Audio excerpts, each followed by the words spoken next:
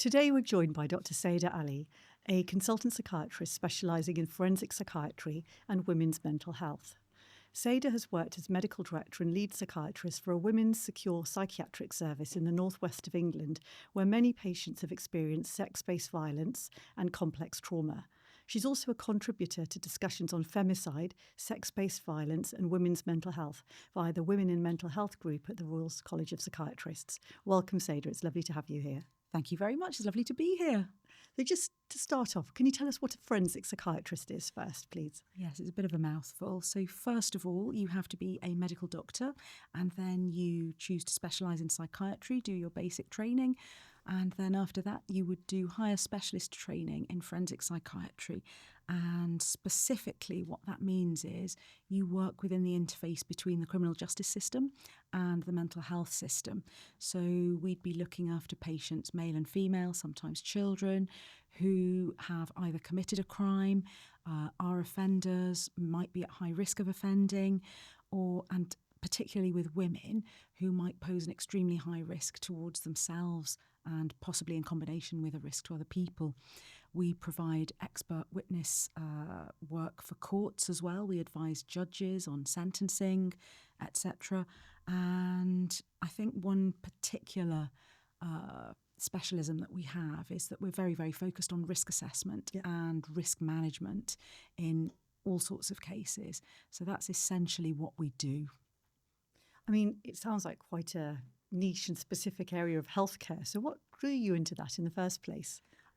Well, I think it was a little bit of an accident. When you're a resident doctor, you get sent on placements through all sorts of specialties, and somehow I ended up on my rotation in the Northwest, becoming the junior doctor for the team in the regional secure unit for Merseyside and Cheshire. It was actually the second one that was ever set up in Britain. And I had a fantastic time looking after patients there, but also managed during that 6-month period to gain what I think was an absolute gift from God, which was a great mentor. So it was a person who is now, he's sadly passed away, but was a fantastic, caring, empathic doctor who really knew his stuff and was actually one of the first forensic psychiatrists in the country. So I don't know if anybody would be interested, but similar to having a GMC number, you have a Royal College of Psychiatrists number, and most of us have a number that's 6 digits long. There are so many psychiatrists now, and his number, I think, was 36. So he was one of the first forensic psychiatrists or psychiatrists in the country. That's amazing. So he sounds quite an inspiration to you. He absolutely was, and got me very interested in it. And actually said, Syeda, this is what you need to do. This is the job you need to do, and helped to encourage me onto the higher training scheme, and was an excellent mentor, never ever afraid to tell me where I went wrong, which was on multiple occasions, but in a way that always meant that I learned. You never lost with him, you always learned something. I mean, that's quite amazing because historically, sort of forensic psychiatry is more of a male subspecialty, wasn't it, within mental health? Why did women's mental health become such an important area for you sort of within that? Well, firstly, the obvious, I'm female. The messages that I think many psychiatrists receive through their psychiatric training is that, I don't really want to look after women. Oh, women are difficult. That phrase, women are difficult, is something that I've heard multiple times throughout my career from all levels of doctors, all levels of nursing staff, various clinicians. And the reason for that, and this didn't occur to me in a flash of inspiration when I was a young doctor because I wasn't that clever, but certainly over time, I've realised that the reason for that is that what we learn in medicine is the medicine of mainly white men. And so, of course, if we don't know something, we're not going to trust it, we're going to be scared of it. But I feel immensely strongly that we've got to do something about medical misogyny. And for me, I could see that women were not getting the best treatment, the best care, the best resources, not anywhere near equal to what men were receiving. It was amazing to me to see that something which occurs so commonly as self-harm was seen as utterly dispiriting, that nothing could be done, when in fact lots of treatments are available, changes in attitude are required, all of these things. But when you don't know something and you haven't been taught it, it feels difficult. There are lots of other contextual reasons why I feel so strongly about women's mental health care and physical health care as well. Tell me about some of those. Well, I mean, first of all, we're 51 to 52% of the population. How can any of us just slate those of us who perpetuate the human race? That's just stupid. We need to make sure that even if we are nothing more than utter capitalist piglets, we think about the financial implications of what it means to optimise what a woman can contribute to society. When you treat a man, and this is probably going to sound highly offensive to some, but you treat the man, and that's wonderful, and that's lovely, and it's totally right and correct. But because of a woman's position in society, she's often like a little spider in the middle of a giant web. Probably not the most flattering comparison that I could make, but women are not just childbearers and child rearers and carriers of culture. They're caring for their elders. They will be somebody's cousin, somebody's auntie. They will be having a massive impact in their community and in society. And so much of that labour is conducted for free. It is not valued. But if you look after a woman and you get her well, you've changed the world for so many other people. That's the satisfaction that I get, that I don't think in reality you would get in my specialty, particularly from looking after a man who is an offender, who may have been unwell. You get him better, but let's be honest about this. He'll be lucky if his mum loves him and if one person comes to visit him in your secure unit or in the prison. That's sort of what you've experienced. That's what I've experienced. That's the reality of what I see. Whereas women will want to be visited by their children. They'll want to be visited by children from whom they've been separated or other caring people in their lives. And they actually will want to see them as well, because that visit, for example, will be an example of how they can keep a connection with somebody that they care for too, and reassure those people. So looking after a woman is a completely different experience, in my view, from looking after a man. I will admit that when I first started looking solely after women, I very arrogantly was marching around in my head with the idea, I'll do exactly the same thing I do with the men. Well, that was completely stupid, because women have completely different needs. We have utterly different bodies. We're not a different species, but we are a different version of the same species. And what we've been taught is that the default body is male, usually thin and usually white.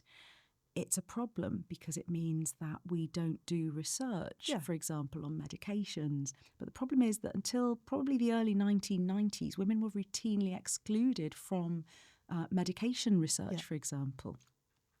And still are to some extent. Still are to a great deal. Absolutely. I think it's really important that we look at, when we select people on whom to research medications, we look at their full psychopathological profile, their symptom profile. It's different in men and women, for example.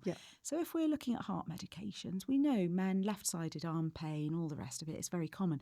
For women, our heart disease symptoms are really different. They get overlooked, don't they, as a result? Absolutely. And as a woman, if you're having a heart attack, you're actually more likely to die than a man who's having exactly the same problem, but will present with different symptoms because men and women present differently. So we need to look, for example, at who we're picking to go into medication trials. Women will have different side effects. Our bodies are different. I can certainly state from personal experience, we are composed of more fat, less muscle tissue. Our enzymes are different. We have certain enzymes that gobble up medications less effectively, or in some cases more effectively than men. There will be different stages of your menstrual cycle or your lifespan that mean that how you metabolize and gobble up a medication will be very, very different from a man's. So it's great to have people start at the point where we just try the initial stages of medication research on a man.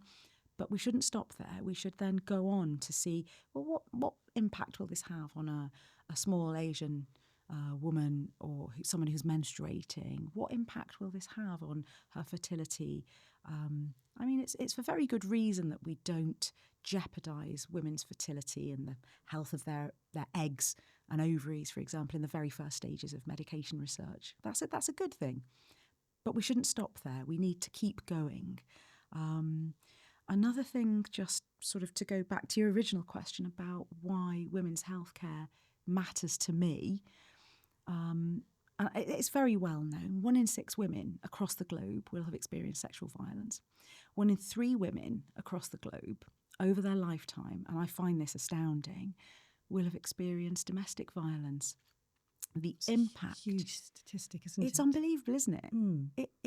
It feels incredible, but these are figures from the World Health Organization, the United Nations. And if you just think about the people you know, the people in your own social network, I mean, it's staggering, isn't it? Somebody we know is experiencing this, and the consequences of this, and this sort of violence is, I'm going to say, mainly perpetrated by men against women. The consequences of this are huge because of a woman's place in society. So it makes her less able to function in a capitalist society. You're not going to be able to go out and work and make loads of money and offer the free labour of rearing children if you are physically beaten up, you have joint problems, you can't move because you've been slapped around. And psychologically, we know that women who experience this are more likely to experience depressive disorder, anxiety. The rates of suicide will be higher, deliberate self-harm, substance misuse might be used as a coping strategy. So the impact on wider society is absolutely huge. And I think that the more that we recognise that women's position culturally and societally is different, and we take efforts to address that, even in a small way, by making efforts to look after women's mental health, you can change the world, I think. That sounds hopelessly naive, but I think we can play a part. And I don't think it's okay for any service, any organisation, any government, but on a more personal level, us as individual doctors, to sit back and just let those things go unchecked. I think it's our responsibility. If God gives you the power to become a doctor, use it properly, make yourself useful.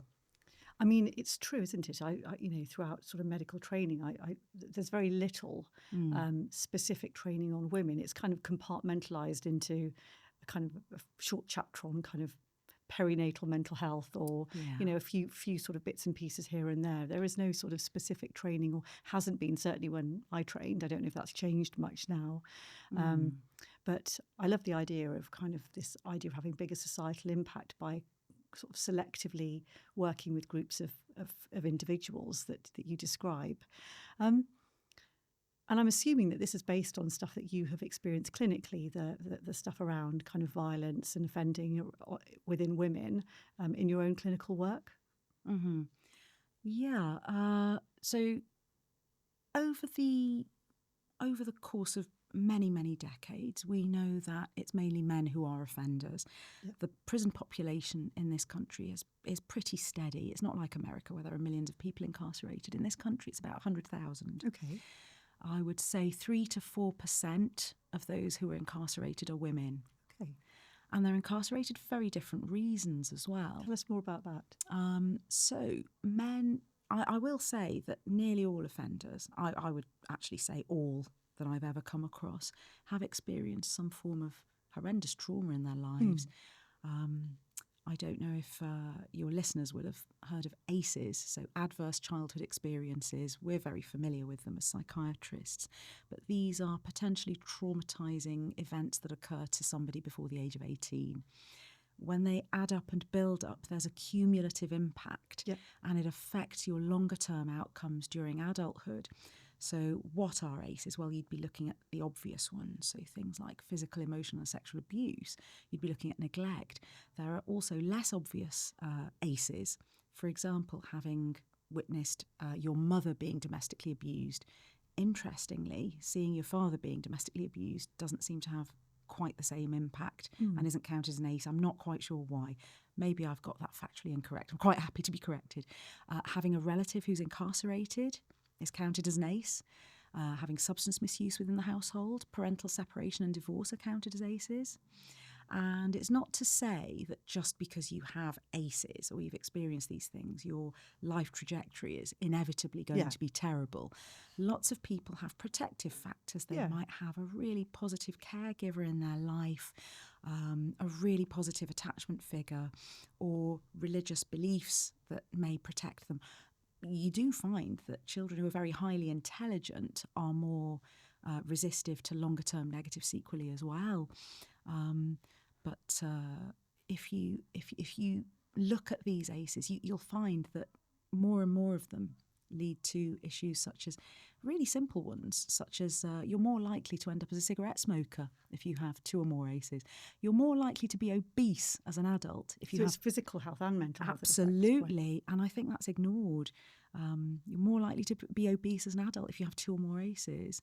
I think that's fascinating. Whereas, we're always taught that being fat is a dreadful moral failing, but it's not. It's probably a consequence of what you've experienced, as well as a mixture of genetic or other environmental factors. There's more to it. I think that's an important lesson for us as doctors. Because there is judgment around certain conditions, isn't there? As we've known for decades, it was all the kind of sort of humanities and social science research kind of sort of highlights that. I think so. I think it's a humbling thing to realise, but most offenders, male or female, have experienced horrendous trauma. The differences, though, are stark between male and female offenders. Tell us more about that. So male offenders tend to have been part of or have witnessed combative violence in some way. And then what ultimately happens is that their offending pattern involves externalising of violence, so violence towards other people. Women's is a different experience. You do find that women who have experienced trauma do something else. They tend to what we call internalise the violence. They eventually may turn to harming themselves, becoming anxious, depressed. Suicide rates are higher. Why is that, do you think? I'm not quite sure why that is, and I don't think anybody has ever really quite nailed it. It's going to be multifactorial. It's going to be a combination of factors. Nothing's ever due to one thing only. But I think also what's interesting is that this internalising of trauma and harm towards the self is interesting in how it's reflected as an offending pattern. Women, when they offend, especially women who've experienced childhood sexual abuse, their offending pattern tends to be survival type offending. What do you mean by that? So what I mean by that is thefts, shoplifting. They might be stealing milk for their baby. They might be stealing nappies for their baby. They might be stealing makeup. Prostitution as well. It can be classified as a survival type of offending because obviously it's criminality, but it's more about it ends up hurting the perpetrator almost. The Prison Reform Trust said a few years ago that they were absolutely horrified, and I think anybody who read the stats was horrified as well, that there were huge numbers of women who were actually in prison for something as bizarre as non-payment of fines or breaches of orders. So of that 3%, 2 to 3%? Yeah, there was quite a cohort that wasn't there for violent offending. And really, prison it's meant to be you go to prison as a punishment, not for punishment. But the loss of liberty is partly to protect the public, partly as a deterrent and partly as punishment. But in terms of protecting the public, for women, prison is not always, as a consequence, the best way to deal with what they've done. And do you think we judge women who've gone to prison differently to the way society judges men who've gone to prison? Interestingly, there was some research out some years ago which showed that men and women who had perpetrated similar offences, so let's bear in mind though that women's violent offending is considerably rarer than men's. Yeah. But where there was almost equivalent offending, men actually were receiving 15% longer sentences if they were imprisoned, which was not what I'd thought actually. So I was a bit surprised by that statistic. That's quite unusual. Well, it's interesting, isn't it? It's kind of interesting. why it's a significant difference, isn't it? Why would that be? They're perceived as more risky towards other people. A lot of women will end up failing orders or restriction orders and breaching them because these were designed for men. If you think about it, women do really badly with, for example, exclusion zones and curfews when these are applied to them. after offending. Because, let's face it, women are going round the houses in their local community. They're doing the school run. They're picking up their kids. They are looking after elderly relatives, making sure that people are all right. And that's whether or not you're a perpetrator of crime. You've still got social responsibilities. So it's actually harder to get a woman to comply with some of these orders than it would be for a man who doesn't necessarily have these responsibilities. So the entire system, when you look at it, is set up for a typical offender, and the typical offender is male. It's a bit like the research onto male bodies, isn't it? It's the same thing with kind of how this prison system is structured and set up. Yeah, I think what it shows is all systems pretty much are set up for men. My very strong belief is that anything that proclaims itself as gender neutral is actually just male until proven otherwise. Yeah. I don't believe it. If it's not been specifically set up for women with an approach to looking at trauma and the realities of life as a female person, I don't think that they're going to be useful in any way. So in terms of the mental health problems you see, you obviously, from what you've described, it's a very, very niche setting with a very niche subsect of the population that you look after. What are the common mental health problems you see in women in secure settings? What are the kinds of sort of mental health issues that they have?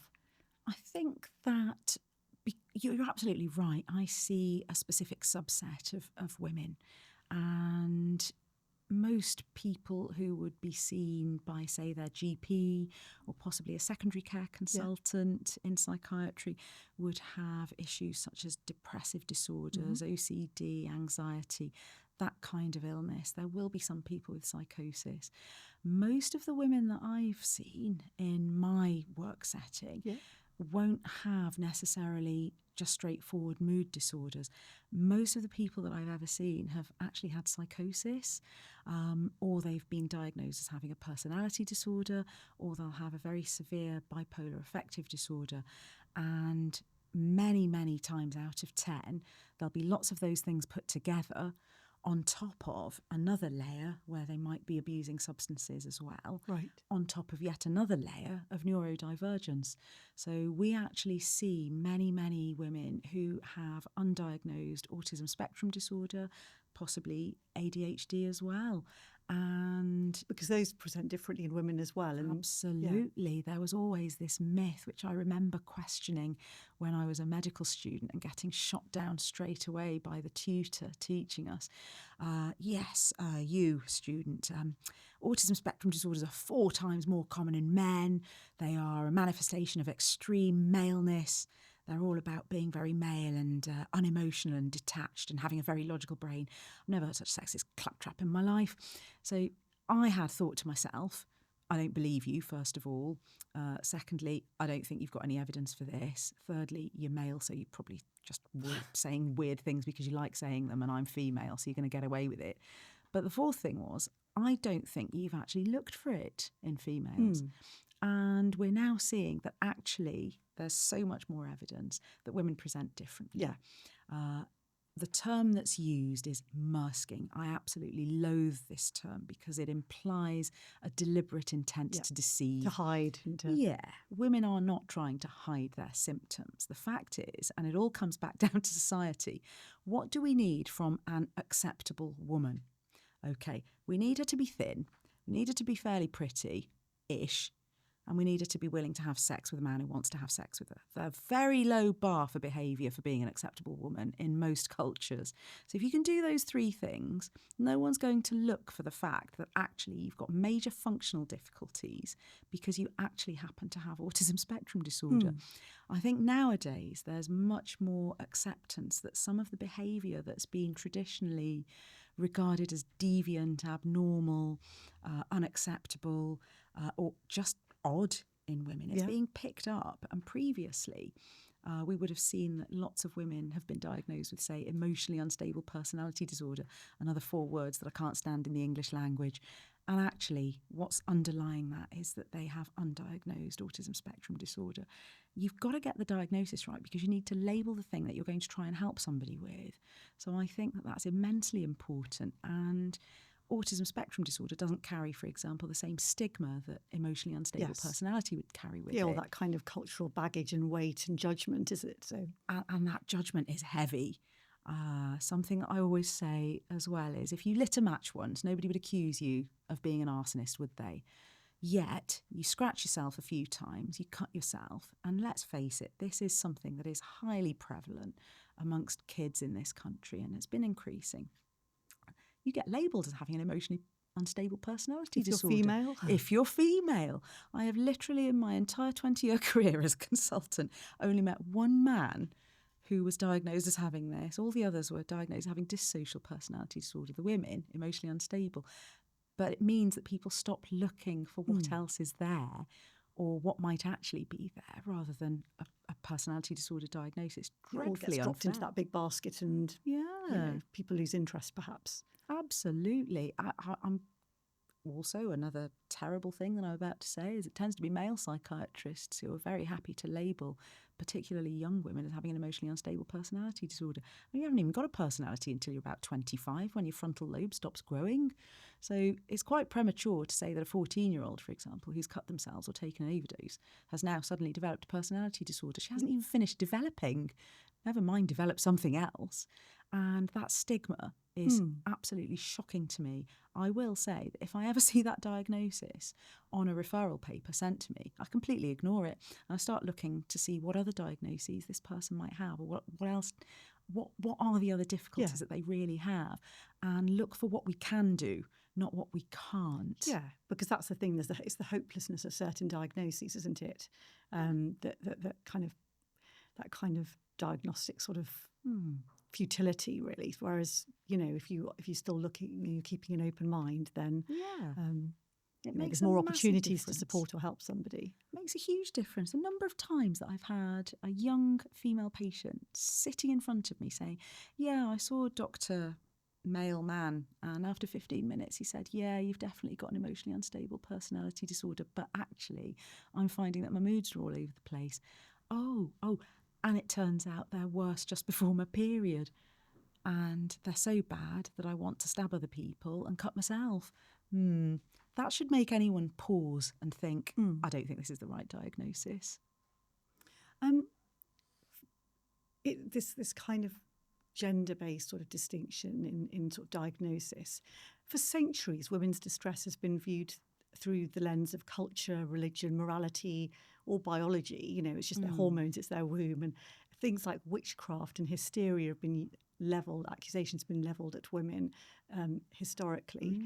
Can you tell us a bit about what hysteria was and why it's such an important example of how we view women and their mental health?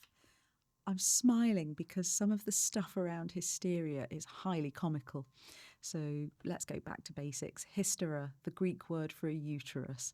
Well, at least people knew that we had uteruses back in the day. I think that the first example of hysteria being described was actually from the ancient Egyptians. Apparently there are very old papyri. I don't know how to pronounce this, but they describe women who were unwilling to get married, shocker, or unable to bear children, absolutely appalling. And it was thought that the problem really here was that their uterus was wandering around their body. So the ancient Egyptians came up with what I think is an absolutely magnificent cure for this, which is to smear something that smells really, really nice on your foof, which will hopefully lure your uterus to come straight back to the pelvis where it belongs and sort you out and make you willing to get married and sort out your infertility. I mean, what a glorious idea. I suppose it's based on the idea that you can lure people with a nice smell. I don't know, but it's absolutely hilarious. And then there was Aristotle, who we always read about in our medical textbooks as sort of the ancient Greek genius. Sage, yes. I mean, he didn't have a clue about women, all that cutting up of dead foxes and God knows what else. And he never really worked out what was going on with women's bodies. And it gets better from there. I remember reading something which really tickled me.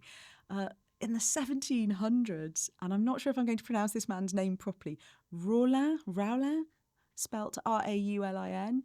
So this interesting fellow was not only a self-trained obstetrician and gynecologist to the king, one of the many Louis. He was also apparently an expert in mineral water, although I'm not quite sure how useful that is. But he decided in one of his, 5 or 6 ground-breaking tomes on hysteria that both men and women could get hysteria, but women got it more. Progressive though, right? Well, he was so progressive. He said women get it more because they are lazy.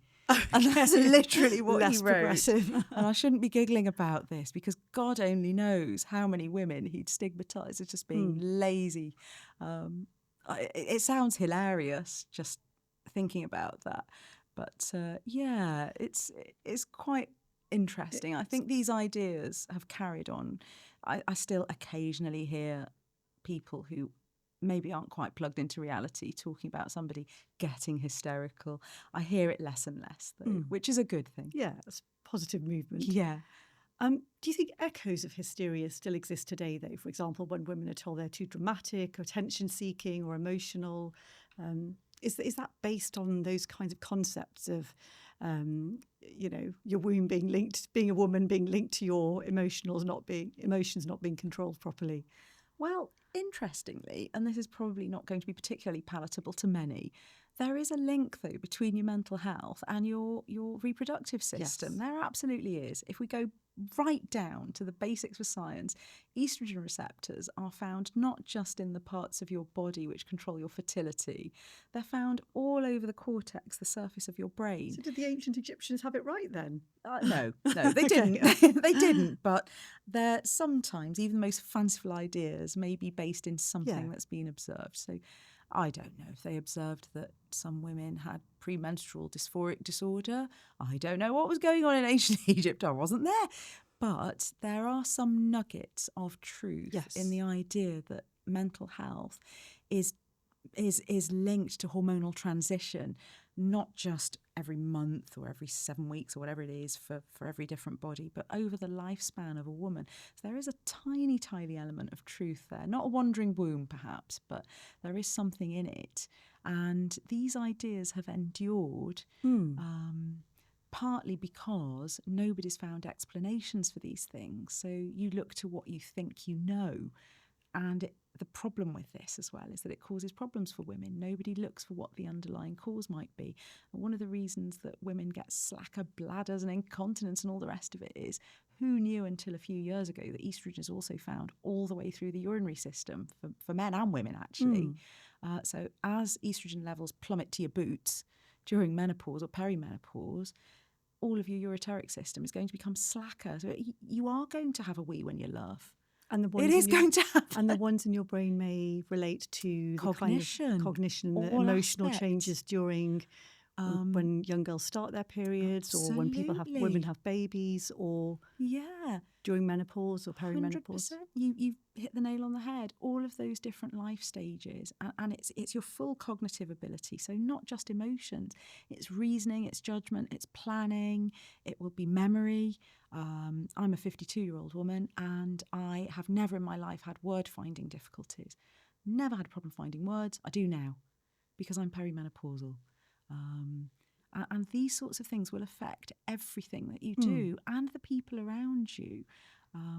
So I think it's really important that there's much more awareness about these things now. We're quite lucky that there are some female celebrities who go around publishing amazing books and going on TV and hassling the government about all of these things. I think it's Are there any books that important. that you can think of that have been really useful? Or well, I mean, I'd have to mention, and apologies to the author, there was a fantastic book about women's pain that came out recently, and many apologies to the author. I would love to advertise her on this, but it's a brilliant book. Everybody knows what Davina McCall's been up to. She's everywhere, and quite rightly so. Emma Barnett is everywhere talking about endometriosis. Naga Munchetty has written an amazing book about her experience with adenomyosis and her experiences trying to get that looked at and treated when she's interacted with the medical system. Has any women written about women, famous women written about women's mental health in the way that I'm just wondering, it's harder to write about mental health than it is about physical health. One very good book that I read was by Lisa Appignanesi, and it was called Mad Women, which is probably not a very politically correct title. Probably deliberately so, I'd yes, imagine. but I think that was an exceptional book. That's one that stuck with me. But I feel that I'm doing an injustice to many women who've written some amazing books that I've read, actually. I think one of my favourite writers on all of this is Criado, Perez.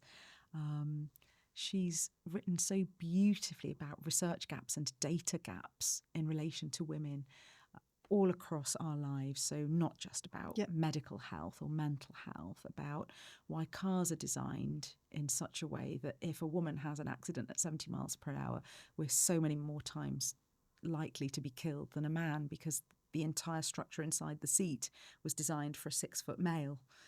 Not a woman, so we're much more likely to suffer pelvic injuries. You smash your pelvis, you're going to bleed out, you're going to die much more quickly than somebody whose body has been tested in that scenario before. So really practical things. So that's been quite an influence on me, I'd say. I think the biggest influence, however, has been some of the absolutely amazing women that I've met through the college, and certainly through my work, and my sisters.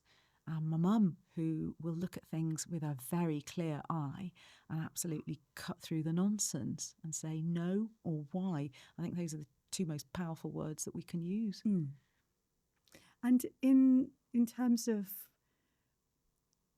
older labels like sort of witchcraft and kind of hysteria to refer to difficult or inconvenient or problematic women, what are the modern day equivalents? Are there modern day equivalents of those kinds of terms? Sadly, I think there certainly are. We've been through the stage where lots of people are labelled with emotionally unstable personality disorder. I think it's still happening quite a lot, with no diagnostic rigour applied, I might add. So just as a slight offshoot, nobody diagnoses autism spectrum disorder or ADHD without doing a structured judgment. You go to questionnaires, you look at school reports, you look at what the family say. You can get a diagnosis of EUPD just like that. I mean, that's incredible. So other terms which I think are now being bandied about in the hope that perhaps women won't be stigmatised as much. I've seen CEN, complex emotional needs, used a lot. We all know what it means. It just means EUPD, but by another name. And nobody's really quite sure what on earth this is supposed to help. I've seen specialised services teams. There's always some mention of emotions, which apparently, if we women have them, are terribly troublesome, and we need to just stop having emotions. But it's obviously things like complex, as you said at the beginning, with both men and women who offend, both complex trauma and complex PTSD, and these sorts of things can happen to men and women. Yes, and are conceptualised completely differently. I will say that in some work settings, I did find that women's trauma was almost fetishised in a way that it wasn't for the male patients. So the male patients had been through horrendous trauma. They hadn't offended for no reason. Same for the women. But the women's trauma was almost brought to the fore to a level that was not comparable to how the men were treated. And I find that very, very interesting. I don't know still if that is helpful or not. I think I'm still on the fence about whether that's useful. It's just worth us all kind of being aware of it, really, kind of whether you work in healthcare or not, that this kind of language and this kind of natural kind of ascribing of characteristics to one group or another is something we need to kind of shine a light on ourselves and others around. Just thinking more broadly, I'm thinking about deprivation and how do things like race, class, disability, migration status, sexuality affect whether women are heard?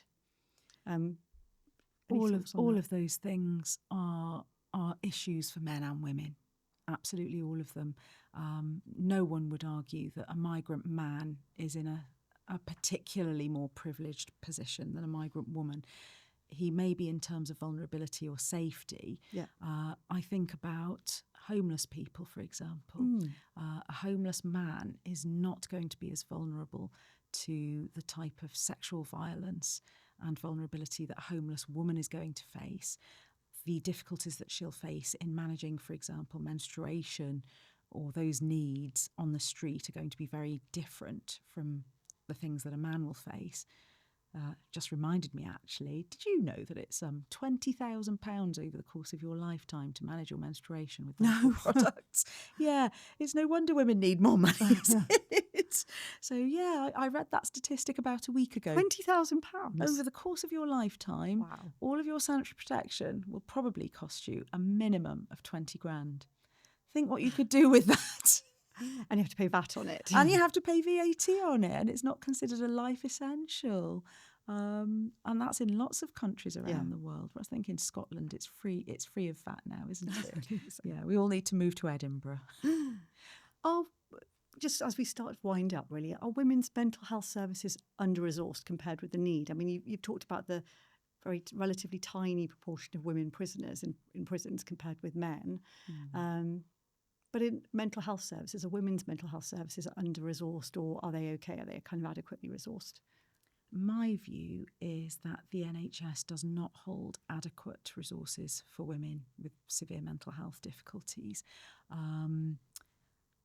I mean, you could argue that across the NHS for men and like generally there is kind of under-resourcing of mental health provision, isn't there? I was just wondering if there was anything specific around women's resources that you would like to see more of, or that you think is not done well enough at the moment. I absolutely wouldn't argue with you that men's mental health is under-resourced. All of mental health is. Yeah. But there is some research available which clearly shows that where there is shrinkage of beds overall in the estate of both male and female beds, the proportion of female beds that shrinks is greater. Oh, wow. So the name of the paper was something about men replace women in mental health beds. And I think there's something quite powerful in such a simple statement. Is that to do with political drivers and high-profile cases and this kind of idea of sort of going back to incarceration, really, I suppose, of men needing to be kind of locked away more because women are less likely to harm others? Is it that kind of thinking that you think leads to that, or is it something more fundamental, perhaps? I think that's part of it, and I think you've put that beautifully. I think there's also a deep ignorance about the impact that female mental health problems have on wider society. Which I was talking about before, the impact of that. The Royal College of Obstetricians did a study a few years ago which found that for every £1 that you invest in women's health, the return on investment is 11 quid. Wow. Now, if that had been the Royal College of Psychiatrists doing that, finding out what £1 would get you in return on investment for mental health for women, I think it'd be considerably higher. So I think there are multiple issues involved in that. I really do. Ultimately, I'd always ask the question, who really cares about women? So I don't think it's politicians. I don't think it's necessarily health service providers all the time. I definitely don't think the media cares about women unless it's circling bits of our wobbly bodies on in celebrity magazines, for example. Who really cares about women? I often ask that question. It sounds very simple, but the answer, I think, is something that should make people think.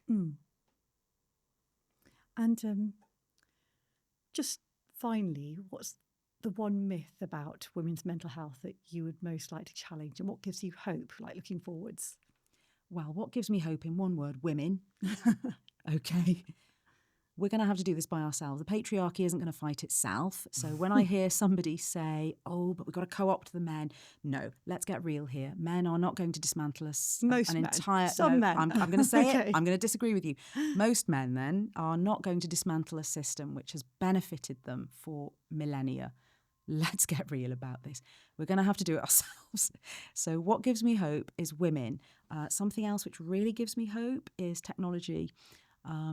As people become more connected, as people become more educated, as information becomes more available all over the world, this is going to help. And I think that's why we've seen such a shift in emphasis on women's mental health in just the last 10 years. It's revolutionary. Because people are sharing that knowledge. Absolutely. And there's more accessibility. Yeah. They're connecting. Women are connecting without technology anyway. on a ground level in their street or in their community, but technology is going to amplify that. And I think that's hugely important. Yeah. So In advocacy and sort of exactly, lobbying and things like that. it's all about knowledge sharing and making those connections. And we've been doing that for centuries. So this is another tool to use.